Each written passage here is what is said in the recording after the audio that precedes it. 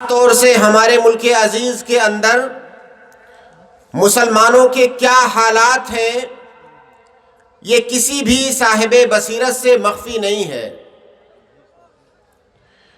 پوری دنیا کے اندر مسلمانوں کو طرح طرح سے ذلیل و خوار کیا جا رہا ہے۔ ہر آنے والا دن پچھلے دن سے زیادہ برا گزر رہا ہے۔ مسلمانوں کی کوئی عزت نہیں ہے، سماج میں ان کا کوئی مقام نہیں ہے۔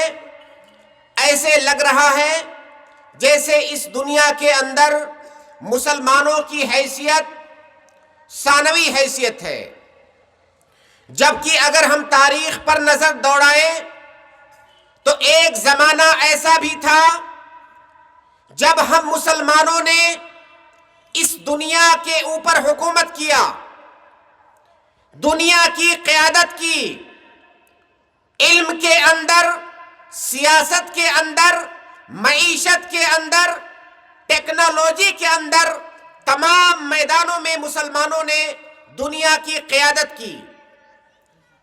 لیکن اگر آج ہم حالات پر غور کرتے ہیں تو ہمارے حالات انتہائی ناگفتہ ہیں۔ یہاں تک کہ اپنے ملک کے اندر، اپنے گھر کے اندر بھی مسلمان اضطراب اور بے یقینی کی زندگی گزار رہا ہے۔ آخر میں یہ جو تنزلی ہے، یہ جو پستی ہے، اس کے کیا اسباب ہیں؟ اس موضوع پر بارہا گفتگو ہوتی ہے، خطبہ کرام اس پر بات کرتے ہیں، امت کے قائدین اس پر بات کرتے ہیں، لمبی چوڑی تقریریں ہوتی ہیں، لیکن نتیجے کی شکل میں ہمارے سامنے کوئی چیز نہیں ہے۔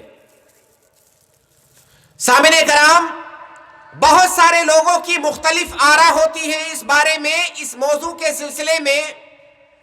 بہت سارے لوگوں کو میں نے کہتے ہوئے سنا کہ مسلمان تجارت میں پیچھے ہیں، اس لیے تنزلی کا شکار ہے۔ کچھ لوگوں کی رائے ہوتی ہے کہ مسلمان ٹیکنالوجی کے اندر پیچھے ہیں، اس لیے تنزلی کے شکار ہیں۔ مسلمان عصری علوم میں پیچھے ہیں، اس لیے تنزلی کے شکار ہیں۔ سامعین کرام، یہ عوام الناس کے ساتھ دھوکہ ہے۔ اگر کوئی آپ سے یہ کہتا ہے کہ ان دنیاوی امور میں مسلمان پیچھے ہیں، اس لیے وہ مغلوب ہے، اس لیے مظلوم ہے، اس لیے مقہور ہے، ایسے آدمی کی بات پر آپ دھیان نہ دیں۔ مسلمانوں کی تنزلی کے بہت سارے اسباب ہو سکتے ہیں، داخلی اور خارجی اسباب۔ ان بعض اسباب کے بارے میں تو میں بات کروں گا ہی، لیکن ایک بات آپ یاد رکھیں کہ اس دنیا کے اندر جب کچھ بڑا ہوتا ہے تو اس کا کوئی ایک سبب نہیں ہوتا ہے۔ کوئی بھی بڑا حادثہ ہونے کے لیے، اور وہ بھی کسی امت کی ترقی یا تنزلی کا جہاں پر مسئلہ ہو، وہاں پر کوئی ایک فیکٹر کام نہیں کرتا ہے، اس کے بہت سارے اسباب ہوتے ہیں۔ ان میں سے کچھ اسباب ایسے ہوتے ہیں جن کو ہم میجر اسباب کہہ سکتے ہیں، کچھ اسباب ایسے ہوتے ہیں جو فرعی ہوتے ہیں۔ یہی مسئلہ، یہی معاملہ ہماری امت کی تنزلی کے سلسلے میں بھی ہے۔ سامعین کرام، اگر ایمانداری کے ساتھ بات کی جائے، اگر کتاب و سنت کی روشنی میں، کتاب و سنت کی جو تعلیمات ہیں ان کی روشنی میں بات کی جائے، ایماندارانہ گفتگو کی جائے، تو اس امت کی تنزلی کا جو سب سے بڑا سبب ہے اور دیگر تمام اسباب جس کے تابع ہیں، وہ صرف ایک سبب ہے، اور وہ سبب ہے دین سے دوری۔ یہ امت جب تک اپنے دین پر عمل پیرا تھی، جب تک یہ امت اپنے دین سے قریب تھی، جب تک یہ امت اللہ اور اس کے رسول کے بتائے ہوئے احکامات کے مطابق زندگی گزار رہی تھی، تب تک یہ امت غالب تھی، تب تک یہ امت دنیا پر حکومت کر رہی تھی، تب تک یہ امت دنیا کی قیادت کر رہی تھی۔ لیکن جب جب اس امت نے اپنے دین کا دامن چھوڑا، جب جب یہ امت اللہ اور اس کے رسول کے احکامات سے دور ہوئی، تاریخ شاہد ہے، تب تب یہ امت تنزلی کا شکار ہوئی۔ اگر کوئی آپ کو بھٹکاتا ہے ایران اور توران کی باتیں کر کے، دائیں بائیں بہت سارے اسباب گنا کر کے، آپ قطعی ایسے انسان کی تصدیق نہ کریں۔ اس امت کی ترقی کا سبب ہوتا ہے دین سے قربت، اس امت کی تنزلی کا سب سے بڑا سبب ہے دین سے دوری۔ سامعین کرام، آپ اللہ کے نبی صلی اللہ علیہ وسلم کے دور میں جائیے، صحابہ کرام کے دور کو دیکھیے۔ جب اسلام کا ظہور ہوا، اگر آپ بہت زیادہ پڑھے لکھے نہیں ہیں، پھر بھی کم از کم اتنی بات تو آپ کو معلوم ہوگی کہ جب اسلام اس دنیا میں آیا، چند ایک لوگ مسلمان ہوئے۔ اللہ کے نبی صلی اللہ علیہ وسلم 13 سال تک مکہ کے اندر تبلیغ کرتے رہے، بہت تھوڑی سی تعداد میں مسلمان تھے۔ اس کے بعد اللہ کے نبی صلی اللہ علیہ وسلم مدینہ کے اندر گئے، 10 سال وہاں پر دعوت کا کام چلا، پھر بھی ایسا نہیں تھا کہ اسلام پوری دنیا میں پھیل چکا تھا۔ اسلام نیا نیا تھا اور لوگ اسلام کے اندر داخل ہو رہے تھے، لیکن وہ تھوڑے سے مسلمان، تھوڑی سی تعداد میں جو مسلمان تھے، اس تھوڑی سی تعداد کے ساتھ مسلمانوں نے اس وقت کے سپر پاور قیصر و کسریٰ سے ٹکر لیا۔ اگر آج کی تاریخ میں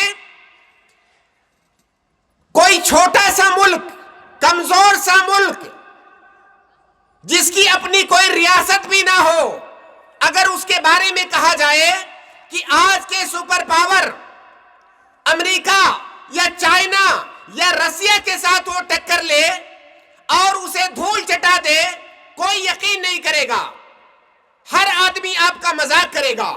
لیکن سچی بات یہ ہے کہ تاریخ نے وہ دن دیکھا ہے کہ مٹھی بھر مسلمانوں نے انتہائی محدود وسائل کے ساتھ، ان کے پاس دنیا کی کوئی ٹیکنالوجی نہیں تھی، دنیا کے وسائل ان کے پاس نہیں تھے، لیکن ان کے پاس ایمان کی طاقت تھی۔ آپ تاریخ کو پڑھیے، قیصر و کسریٰ کی اینٹ سے اینٹ بجا دیا مسلمانوں نے، بکھر کے رہ گئے، یہ دونوں ممالک بکھر کے رہ گئے، اور مسلمانوں نے آدھی سے زیادہ دنیا پر حکومت کیا محدود وسائل کے ساتھ۔ ان کے پاس کیا تھا؟ ان کے پاس صرف ایمان کی طاقت تھی۔ عمر رضی اللہ تعالیٰ عنہ کا دور خلافت، بہت سارے واقعات ہیں۔ عمر رضی اللہ تعالیٰ عنہ کے دور خلافت کی بات ہے، مسلمانوں کی فتوحات جب دنیا کے اندر پھیل رہی تھی، پوری دنیا حیران تھی، یہ کون لوگ ہیں جو پوری دنیا پر غالب آتے جا رہے ہیں۔ قیصر نے، جو کہ روم اور ایران اس وقت سپر پاور تھے، ان دونوں کے درمیان جیسے آج امریکہ اور چائنا میں کمپٹیشن چلتا ہے کہ سپر پاور کون، اس زمانے میں روم اور ایران، ان دونوں میں کمپٹیشن چلتا تھا۔ قیصر نے اپنا ایلچی بھیجا، مدینہ میں اپنا ایلچی بھیجا کہ جاؤ مسلمانوں کے بادشاہ سے مل کے آؤ اور یہ پتہ کرنے کی کوشش کرو کہ مسلمانوں کے پاس وہ کون سی طاقت ہے کہ مسلمان پوری دنیا پر غالب آتے جا رہے ہیں۔ قیصر کا ایلچی مدینہ کے اندر آیا اور اس نے کوشش کیا، عمر رضی اللہ تعالیٰ عنہ جو اس وقت کے خلیفہ تھے، مسلمانوں کے بادشاہ تھے، ان سے ملاقات کرنے کی۔ جب وہ آ رہا تھا تو وہ سوچ رہا تھا کہ یہ قوم جو پوری دنیا پر غالب آتی جا رہی ہے، کوئی بڑا سا شہر ہوگا، بڑا سا کوئی محل ہوگا، بڑی سی کوئی کرسی ہوگی، بڑی سی کوئی آفس ہوگی، اور آن بان شان کے ساتھ ان لوگوں کا بادشاہ رہتا ہوگا۔ یہ ساری باتیں سوچتے ہوئے وہ آیا۔ جب مدینہ کے اندر پہنچتا ہے تو دیکھتا ہے نہ تو وہاں پر جھوپڑ پٹیاں ہیں، نہ تو وہاں پر کوئی بڑی بلڈنگ ہے، نہ تو بادشاہ کا کوئی محل ہے۔ اس نے بادشاہ ڈھونڈنے سے بھی نہیں مل رہا، بادشاہ کو کہاں ڈھونڈے؟ اس نے اپنا ملک دیکھا تھا، وہاں پر قیصر کا دربار دیکھا تھا، اور اپنے ذہن میں وہی ساری چیزیں لے کر کے آیا تھا۔ جب وہ مدینہ کے اندر پہنچا، وہاں کوئی آن بان شان اسے نہیں دکھی۔ اس نے پتا کیا کہ آپ لوگوں کے بادشاہ کہاں ہیں، خلیفہ کہاں، کسی کو کوئی بتا ہی نہیں پا رہا ہے کہ بادشاہ کہاں ہے، خلیفہ کہاں ہے، کیونکہ ان کی کوئی آفس نہیں ہے۔ کسی نے بتایا کہ فلاں جگہ پر میں نے دیکھا ہے امیر المؤمنین، مسلمانوں کے خلیفہ فلاں جگہ پر میں نے ان کو دیکھا ہے، وہاں پر موجود ہے۔ قیصر کا ایلچی وہاں پر پہنچا، دیکھا کہ ایک پیڑ کے سائے میں زمین پر مٹی پر عمر رضی اللہ تعالیٰ عنہ لیٹے ہوئے ہیں، اپنے ہاتھ کا تکیہ بنائے ہوئے زمین پر لیٹے ہوئے ہیں اور گہری نیند میں سو رہے ہیں۔ اس وقت اس نے ایک تاریخی جملہ کہا، اس ایلچی نے، اس نے کہا کہ اس بادشاہ نے لوگوں پر حکومت کیا اور عدل کیا اور مأمون ہو گیا اور چین کی نیند سو گیا۔ عمر رضی اللہ تعالیٰ عنہ یا اس وقت کے مسلمانوں کے پاس کون سی دولت تھی، کون سی ٹیکنالوجی تھی، کون سی دنیا، کون سے وسائل تھے دنیا کے؟ ان کے پاس ایمان کی طاقت تھی، ان کے پاس ایمان کی طاقت تھی، اور وہی طاقت آج مسلمانوں کے پاس نہیں ہے، اور یہی مسلمانوں کی تنزلی اور پستی کا سبب ہے۔ اگر اس کے علاوہ کوئی سبب آپ کو بتایا جاتا ہے تو یہ آپ کے ساتھ ڈنڈی ماری جاتی ہے، دھوکہ کیا جاتا ہے۔ واحد سبب ہے مسلمانوں کی تنزلی کا اللہ سے دوری، رسول سے دوری، اللہ اور اس کے رسول کے احکامات سے دوری۔ اللہ رب العالمین قرآن میں فرماتا ہے وَلِلَّهِ الْعِزَّةُ وَلِرَسُولِهِ وَلِلْمُؤْمِنِينَ۔ عزت کس کے لیے ہے، غلبہ کس کے لیے ہے؟ اللہ کے لیے ہے، اس کے رسول کے لیے ہے، اور مومنوں کے لیے ہے۔ مومن صرف کہہ دینے سے تھوڑی مومن ہو جائے گا کوئی، مومنوں والے اوصاف آپ کے اندر ہونے چاہیے، تب آپ مکمل مومن ہوں گے۔ تو اللہ تعالیٰ نے یہ آرڈیننس پہلے ہی پاس کر دیا ہے کہ عزت مسلمانوں کے لیے ہے، مومنوں کے لیے ہے، لیکن اس وقت جب آپ سچے اور پکے مسلمان بنیں گے۔ اسی طرح سے قرآن کی آیت ہے وَلَا تَهِنُوا وَلَا تَحْزَنُوا وَأَنْتُمُ الْعَالَوْنَ إِن كُنتُم مُؤْمِنِينَ۔ جتنی دیر خطاب ہو رہا ہے پلیز یہاں آنا جانا نہ کریں، بار بار دماغ بھٹک جاتا ہے۔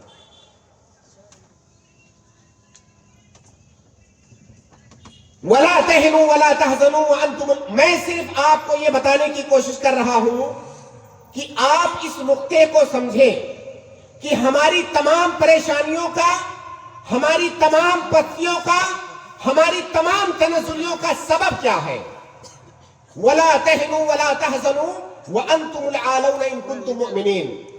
اللہ تعالیٰ نے یہ نہیں کہا کہ تمہارے پاس ٹیکنالوجی آ جائے گی، تمہارے پاس جنگی طیارے آ جائیں گے، تمہارے پاس میزائلیں آ جائیں گی تو تم غلبہ پا جاؤ گے۔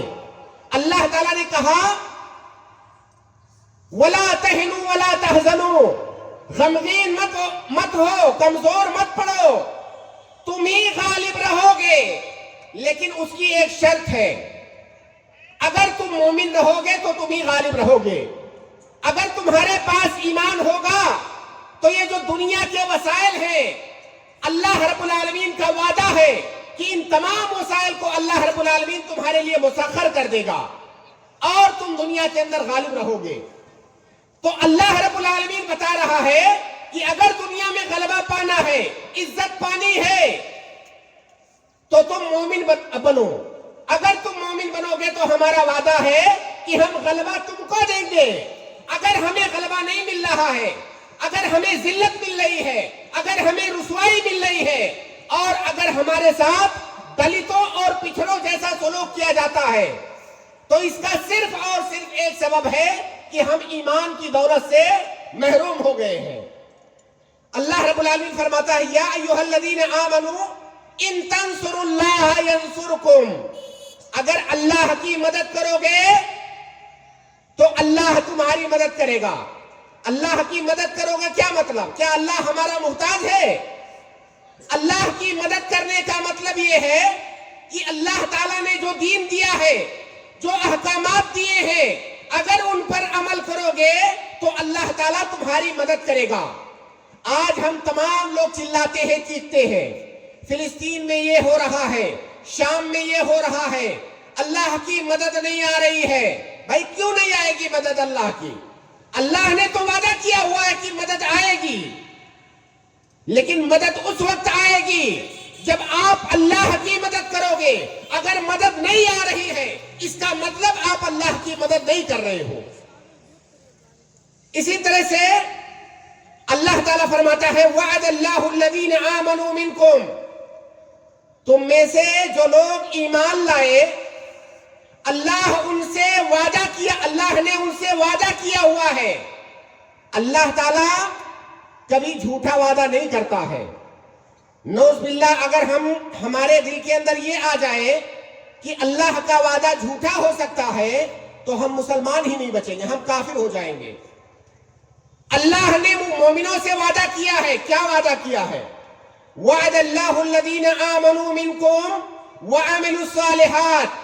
جو ایمان لائے اور صرف زبانی ایمان نہیں لائے، ایمان لانے کے ساتھ ساتھ ایمان لانے کا جو تقاضا ہے اس تقاضے کو بھی پورا کیا. ایمان لائے اور نیک عمل کیا. کیا وعدہ کیا ہے؟ لَيَسْتَخْلِفَنَّهُمْ فِي الْأَرْضِ.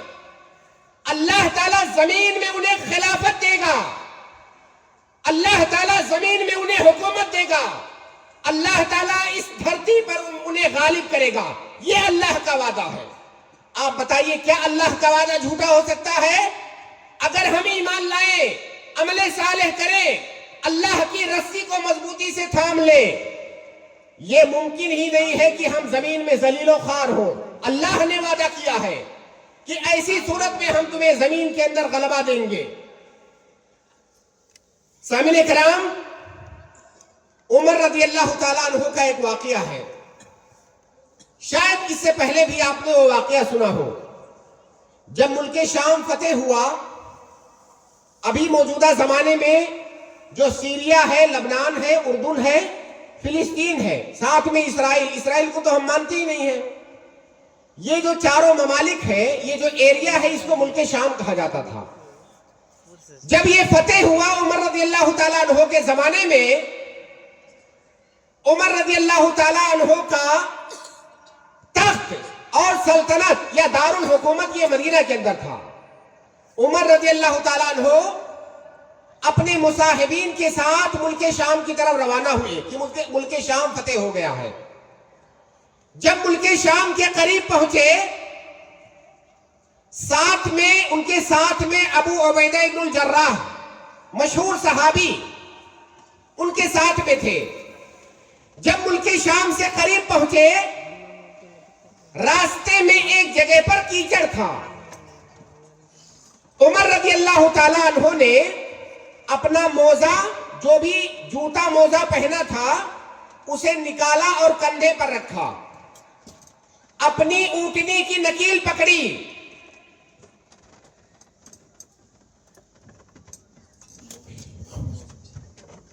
اور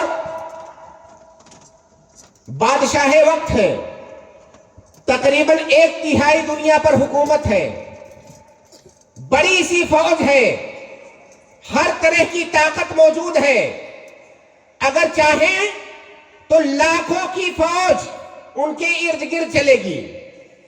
بادشاہ وقت اپنا جوتا موزہ اتار کے کندھے پر رکھتا ہے اور کیچڑ میں گھس جاتا ہے، اپنی اونٹنی بھی خود چلا رہا ہے، ظاہر پاؤں کیچڑ سے سن گئے۔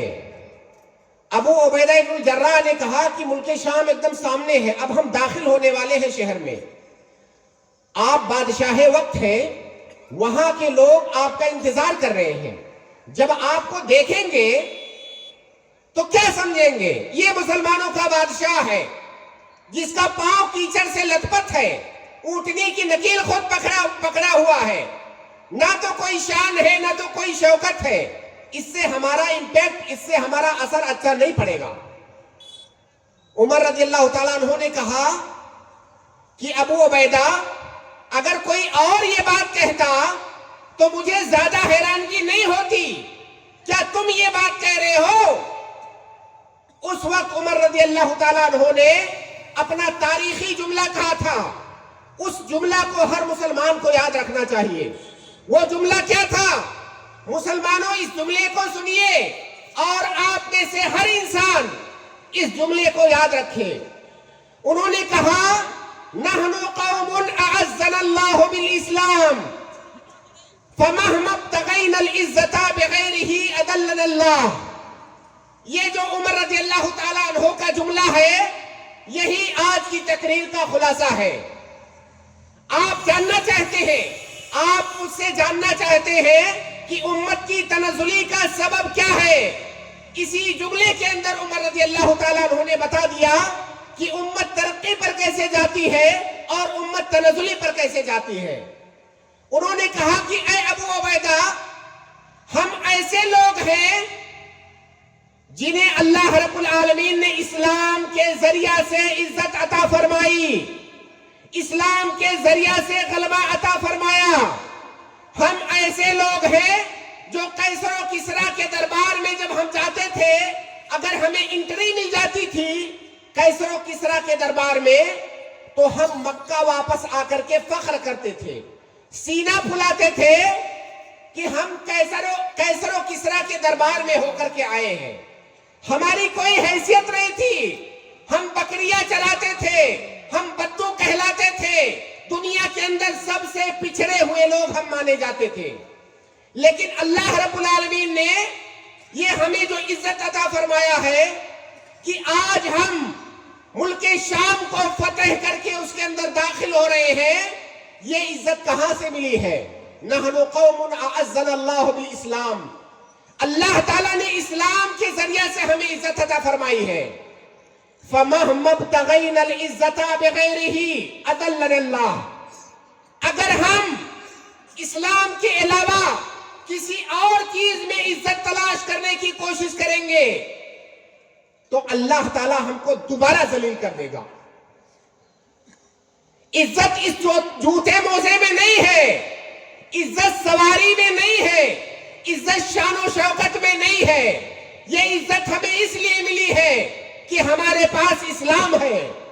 اگر اسلام چھوڑ کر کے ہم کہیں اور عزت تلاش کرنے کی کوشش کریں گے تو اللہ تعالیٰ ہم کو ذلیل کر دے گا۔ اس جملے کو سامنے رکھیے اور موجودہ دور میں مسلمانوں کے جو حالات ہیں دنیا میں، اپنے آس پاس میں، اپنے ملک میں، اپنے سماج میں، آپ غور کیجئے۔ یہ جو ذلت ہے، ہر تھوڑے دن کے بعد خطرے کی کوئی تلوار مسلمانوں کے گردن پہ لٹکا دی جاتی ہے۔ یہ ساری ذلت کیوں ہے؟ اس کا سبب ہم خود ہیں، ہم اسلام سے دور ہو گئے ہیں۔ اللہ نے وعدہ کیا تھا کہ اگر اسلام کو سینے سے لگا کر کے رکھو گے تو ہم تمہیں غلبہ دیں گے۔ یہ دنیا اللہ تعالیٰ کی ہے، اللہ تعالیٰ جس کو چاہے اس دنیا کی سلطنت اور اس کی خلافت دے۔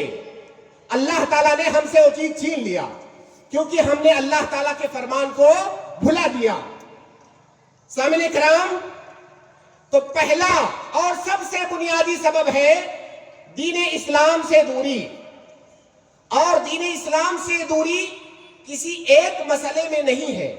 میں نے شروع میں اشارہ کیا یہ موضوع کوئی ایسا موضوع نہیں ہے کہ کوئی خطیب آئے اور 1 گھنٹہ 2 گھنٹہ 3 گھنٹہ کے اندر اندر اس موضوع کے سارے پہلوؤں پر روشنی ڈال دے. بہت ساری چیزیں ہیں. جب ہم کہتے ہیں دین سے دوری تو دین سے دوری کا مطلب دین کے جتنے بھی احکام ہیں، چاہے وہ عبادات ہو، چاہے معاملات ہو، چاہے اخلاق کے مسائل ہو، چاہے آداب کے مسائل ہو، چاہے عقیدہ اور منہج کے مسائل ہو، وہ تمام مسائل جن میں اسلامی تعلیمات موجود ہیں، اگر ان تعلیمات سے جس قدر ہم دور ہوں گے اللہ رب العالمین اسی طرح سے ہمیں تنزلی کا شکار کر دے گا. عبادات کے معاملے میں ہم کمزور ہیں اور عبادات کو اگر چھوڑ دیں، دنیاوی معاملات کو دیکھ لیں تو اس میں تو ہم عبادات سے بھی زیادہ گئے گزرے ہیں. ہم میں سے بہت سارے مسلمان یہ سمجھتے ہیں ہم نے کلمہ پڑھ لیا، ہم نے نماز پڑھ لیا، حالانکہ بہت سارے لوگ تو نماز بھی نہیں پڑھتے ہیں. ہم نے نماز پڑھ لیا، ہم نے ٹوپی لگا لیا، ہم نے داڑھی بڑھا لی، خلاص اسلام کا حق ادا ہو گیا. اللہ رب العالمین نے جو دین ہمیں دیا ہے یہ دین 24 گھنٹے کا دین ہے. اگر آپ کھیتی کرتے ہیں وہاں پر بھی دین کے کچھ احکامات ہیں. اگر آپ دکانداری کرتے ہیں وہاں پر بھی دین کے کچھ احکامات ہیں. آپ کے آس پاس میں جو لوگ رہتے ہیں ان کے سلسلے میں بھی دین کی تعلیمات ہیں. ان تمام معاملات کے اندر مسلمان اس قدر پستی کا شکار ہے کہ دنیا کے اندر انہوں نے اسلام کی تصویر تک بگاڑ دی ہے. اگر کوئی غیر مسلم اسلام کے بارے میں جاننا چاہے ہم مسلمانوں کو دیکھ کر کے تو اس کے سامنے اسلام کی انتہائی گندی تصویر آئے گی. آج کا جو مسلمان ہے اگر اسے دیکھ کر کے کوئی آدمی یہ ڈیسائیڈ کرنا چاہے کہ اسلام کیسا ہوتا ہے، بےایمانی مسلمان کر رہا ہے، چوری مسلمان کر رہا ہے، شراب مسلمان پی رہا ہے، زنا مسلمان کر رہا ہے، بے حیائیاں مسلمان کر رہا ہے، ہماری مسلم خواتین ان کو دیکھ کر کے فرق ہی نہیں کیا جا سکتا کہ یہ کوئی مسلم خاتون ہے یا غیر مسلم خاتون ہے. غرضے کی دنیا کی جتنی برائیاں ہیں وہ مسلمانوں کی پہچان بن چکی ہے. اگر باہر سے آیا ہوا کوئی آدمی ہم مسلمانوں کو دیکھ کر کے یہ جاننا چاہے کہ اسلام کیسا ہوتا ہے، آپ تصور کیجئے کہ اسلام کا کون سا امیج اس کے سامنے آئے گا. وہ سوچے گا بھائی اگر اسلام ایک مسلمان چوری کر رہا ہے، تمام برائیاں کر رہا ہے، بلکہ حالت تو یہ ہو گئی ہے خاص طور سے بزنس اور تجارت کے معاملات میں بہت سارے، مجھے یہاں کے حالات کا بہت زیادہ اندازہ نہیں ہے لیکن میں نے دیکھا ہے بہت سارے لوگوں کا یہ نظریہ بن چکا ہے کہ اگر کوئی مسلمان دکاندار ہے تو اس کی دکان پہ مت جاؤ، بے ایمان ہوتا ہے، وہ نقلی سامان دیتا ہے، ڈنڈی مارتا ہے، جھوٹ بولتا ہے، اس کی دکان پہ مت جاؤ، غیر مسلم کی دکان سے سامان خریدو، وہ ایماندار ہوتا ہے اپنے کسٹمر. حالانکہ اس کا دین اس طرح سے اس کو تاکید نہیں کرتا ہے، وہ دنیا کے لیے کرتا ہے، لیکن وہ تمام چیزیں جو مسلمان کے اندر پائی جانی چاہیے تھی وہ اس کے اندر پائی جا رہی ہیں. تو گویا کی بد اخلاقی، بد دیانتی، بے ایمانی، جھوٹ، چوری، مکاری، رشوت خوری، سود خوری، یہ تمام چیزیں مسلمانوں کی پہچان بن گئی ہے. اس کے بعد ہم اسٹیج پر کھڑے ہو کر کے رونا روئیں گے کہ ہم مسلمان تنزلی کا شکار ہیں، اور وہی بہت سارے لوگ، آپ بہت سارے خطیب آپ کا شکار کرنے آئیں گے. وہ کہیں گے کہ ہم جو ہے ٹیکنالوجی میں بہت پیچھے ہیں، ہم اپنے بچوں کو عصری علوم نہیں دے رہے ہیں، اپنی بیٹیوں کو ننگا نہیں نچا رہے ہیں کالجوں اور یونیورسٹیوں میں، ہماری بچیاں ڈاکٹر نہیں بن رہی ہیں، ہمارے بچے انجینئر نہیں بن رہے ہیں، اور ہمارے فلاں کام نہیں، اس لیے ہم پیچھے ہیں. تو کب تک ہم پیچھے رہیں گے؟ وہ پھر آپ کو کہیں گے کہ کب تک ہم پیچھے رہیں گے. یہ اسلام تو دھکیا روسی والا زبان سے اگر نہیں بھی کہتے ہیں تو اپنی حرکات سے یہی آپ کے سامنے ثابت کرنے کی کوشش کرتے ہیں. تھوڑی سی مخالفت اگر ہو جا رہی اسلام کی، چلو کر لو. بچی کو کالج میں بھیج دو، تھوڑی سی بے حیائی تو ہوگی، تھوڑا سا کسی کے ساتھ افیئر ہو جائے گا، کیا بات ہے، وہ چلتا ہے. باقی یہ جو امت تنزلی کا شکار ہے اس کا تو علاج ہو جائے گا. ہم اس طرح سے بہت سارے لوگ آپ کی امت کی تنزلی کو ان مسائل سے جوڑ کر دیکھتے ہیں. ہماری بہو بیٹیاں بے حیائی کا شکار ہے، اس لیے یہ امت تنزلی کا شکار ہے. ہم نے اپنے بچوں کو دین کی تعلیم نہیں دی. ہم نے اپنے بچے کو جیسے ہی اس نے بولنا شروع کیا ہم نے کانوینٹ اسکول میں بھیجا. نتیجہ یہ ہوا کہ وہ بچہ صرف نام کا مسلمان بچا ہے، بڑا ہو کر کے اسلام کے بارے میں سوائے نام کے وہ کچھ نہیں جانتا ہے. اس کے بعد ہم کہیں گے کہ اگر دنیا میں اگر مسلمانوں کو غلبہ پانا ہے تو ہمیں طب کے میدان میں آنا چاہیے، انجینئرنگ کے میدان میں آنا چاہیے، تجارت کے میدان میں آنا چاہیے، بے شک آنا چاہیے. اسلام ان سب چیزوں سے روکتا نہیں ہے، اس کی حوصلہ افزائی کرتا ہے. وہ تمام چیزیں جو انسانیت کے لیے نفع بخش ہے ان تمام چیزوں کو کرو. لیکن آپ یہ یاد رکھو کہ پوری دنیا کی ٹیکنالوجی، پوری دنیا کی ترقی آپ کے پاس آ جائے، اگر آپ کے پاس اسلام نہیں ہے تو میں قسم کھا کر کے کہہ سکتا ہوں آپ غلبہ نہیں پا سکتے. آپ جس ذلت کے اندر ہیں اس ذلت سے نہیں نکل سکتے، ہو ہی نہیں سکتا. اللہ کا کلام جھوٹا نہیں ہو سکتا. اس لیے ہماری تنزلی کا جو سب سے بڑا سبب ہے وہ ہے ہماری دین سے دوری. اور بہت سارے فرعی اسباب ہیں، وہ تمام اسباب اسی بڑے سبب کی طرف لوٹتے ہیں. وہ تمام اسباب، ہمارے پاس وقت نہیں ہے ان فرعی اسباب پر میں گفتگو نہیں کر سکتا، لہذا اسی پر میں اپنی بات ختم کروں گا. اور آپ کو ایک بار دوبارہ یہ یاد دلاؤں گا کہ اس امت کو اگر اس ذلت سے نکلنا ہے، آئے دن ملک کے اندر جو آپ کو دھمکیاں ملتی ہیں، ہر وقت آپ کو خطرے کی گھنٹی بجنے کا احساس ہوتا ہے، ہر وقت کوئی نہ کوئی نئی تلوار آپ کے گردن پہ لٹکا دی جاتی ہے. اگر اس سے نکلنا ہے اس کا واحد حل ہے اللہ سے قریب ہو جاؤ. اپنی عبادات کے اندر، اپنے معاملات کے اندر، اپنے سماجیات کے اندر، اخلاق کے اندر، عقیدہ اور منہج کے اندر اللہ تعالیٰ کو اپنا لو. اللہ کا وعدہ ہے کہ اللہ رب العالمین تمہیں غلبہ دے گا. اور یہ جو تنزلی ہے اللہ رب العالمین ایک جھٹکے میں اس تنزلی سے آپ کو نکال دے گا. ایک آخری بات کہہ کے میں اپنی بات ختم کروں گا.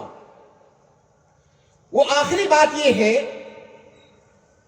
کہ بہت سارے لوگوں کو اس موضوع پر گفتگو کرتے ہوئے جب میں نے سنا تو میں نے یہ پایا کہ بجائے امت کے افراد کو بجائے حوصلہ دینے کے وہ ان کا حوصلہ توڑنے کا کام کرتے ہیں.